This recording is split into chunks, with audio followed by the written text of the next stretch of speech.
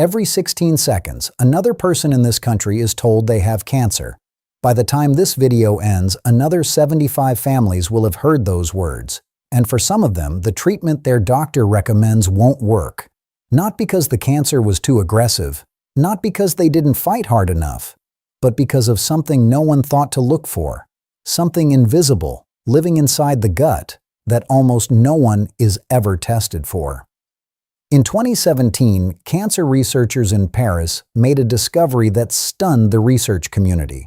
They found that one tiny bacterium in the gut appeared to make the difference between patients who responded to immunotherapy and those who didn't. Here is what troubles researchers most.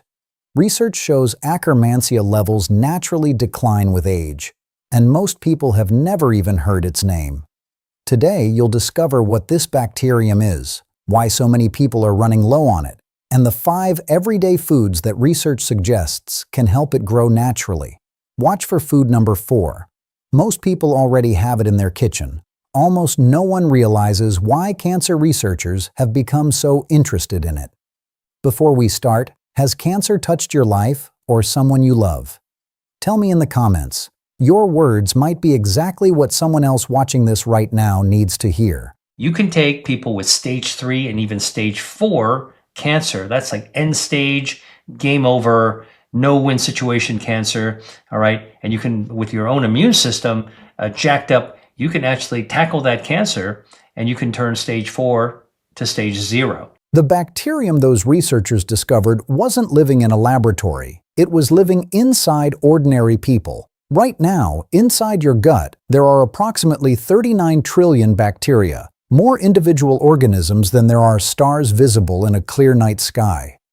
Most of them are doing exactly what they should, digesting food, lowering inflammation, and communicating with your immune system through the wall of your intestine.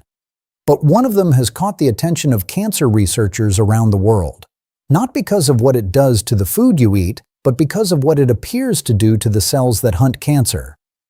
Its name is Akkermansia muciniphila, and researchers are now asking a question that almost nobody outside a laboratory has ever thought to ask. Could the key to whether your immune system wins against cancer be living in your gut right now? Akkermansia muciniphila gets its full name from where it lives. Muciniphila simply means it loves mucus. It makes its home in the mucosal lining of your large intestine, the thin protective layer that sits between everything inside your gut and the rest of your body. That location is not an accident. About 70% of your entire immune system lives wrapped inside that same intestinal wall, billions of immune cells positioned right behind the barrier that Akkermansia helps to maintain. When the gut lining is healthy and intact, those immune cells are well-nourished and alert. When the lining thins from poor diet, antibiotic use, chronic stress, or ultra-processed food, that immune army begins to struggle. Dr. William Li, the Harvard-trained physician and researcher behind Eat to Beat disease, has spent years studying exactly what that struggle means for cancer. What the Paris research revealed in 2017 gave that question its most compelling answer yet. In 2017, a team of researchers at the Institut Gustave Roussy in Paris, one of the world's leading cancer research centers, published findings in the journal Science that the oncology community had not expected. Dr. Lawrence Zitvogel, an immuno-oncologist at the institute and a colleague of Dr. Li's, had been studying something that puzzled researchers everywhere. Why does immunotherapy save some patients and fail others? In a study of 100 cancer patients receiving immunotherapy, her team found that the difference between those who responded and those who didn't had nothing to do with the cancer itself. Nothing to do with age. Nothing to do with genetics or lifestyle. It came down to one bacterium. All right, it wasn't genetics, it wasn't lifestyle, it was a bacteria. And one of the bacteria that was discovered, I'm sure you've heard me talk about this before, is called Akkermansia muciniphila. Akkermansia muciniphila. And in that study, which is published in the journal Science, the patients who had Akkermansia tended to respond to immunotherapy. Very important. Single bacteria can make the difference between responding, and the people who didn't have it tended not to respond.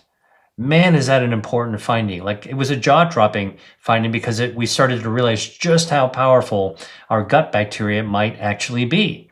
At this point, you might be wondering what any of this has to do with you if you are not receiving cancer treatment. The answer is straightforward.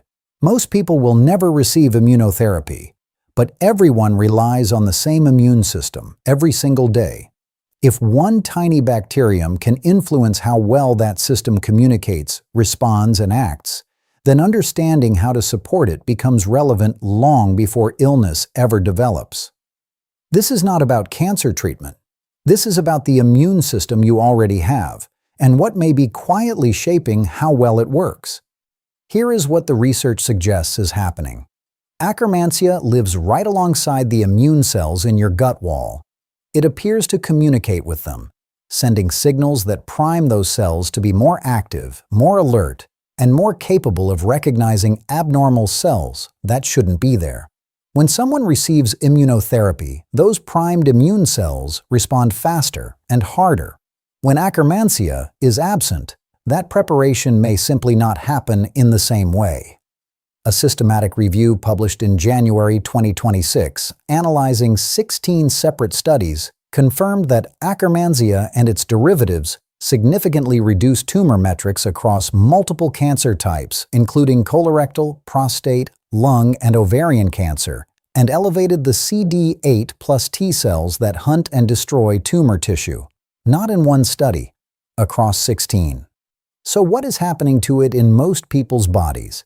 Antibiotics can reduce it significantly. So can a diet high in ultra-processed food. Chronic stress affects it, and aging naturally reduces it over time. Most of us are dealing with at least one of these, often several, without ever knowing. No routine test checks for this. Your doctor will not flag it. And most people have never heard the word Akkermansia, let alone wondered whether they have enough. But here is the important part. You can grow it.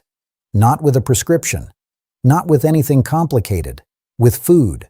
Here are the 5 foods that can help grow this bacterium. And by the way, none of them are exotic. All 5 sit on the shelves of your regular supermarket. And actually, one of them is almost certainly already in your kitchen right now.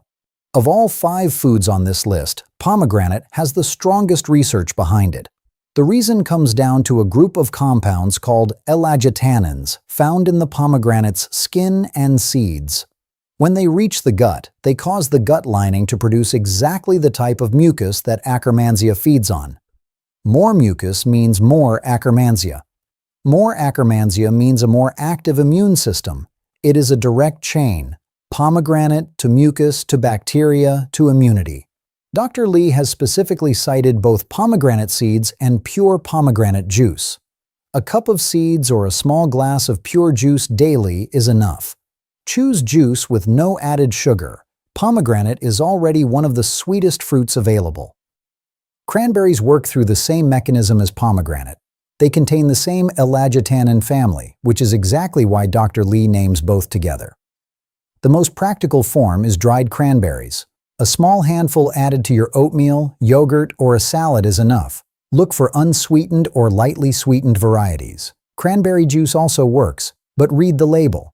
If cranberry is not the first ingredient listed, what you are holding is closer to sugar water than real cranberry juice.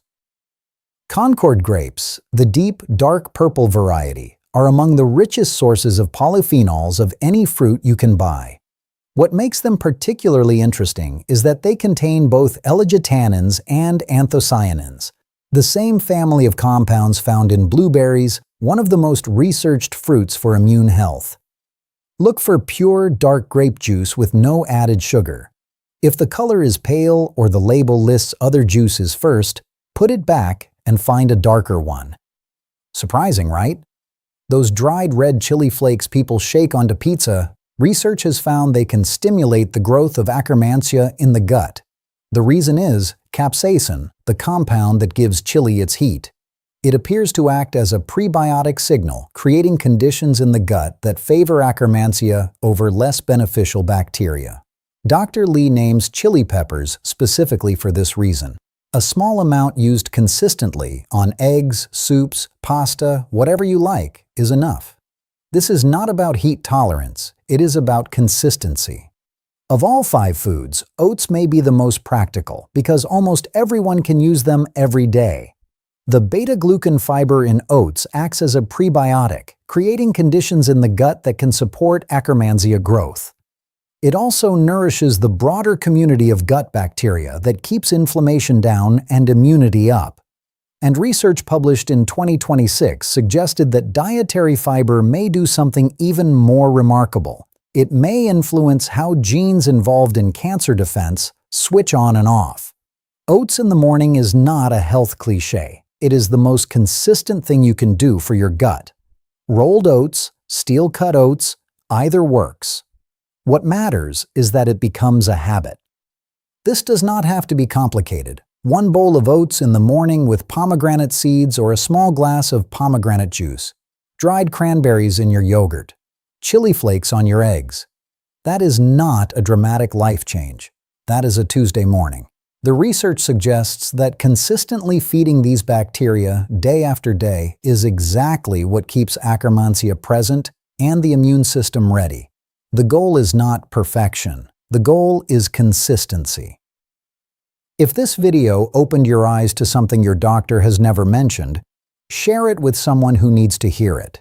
That is the most important thing you can do after watching this. One question before you go. Which of these 5 foods are you starting with? Tell me in the comments. And if cancer has touched your life, I want to hear your story. Your words matter here. If this video helped, drop a like before you leave.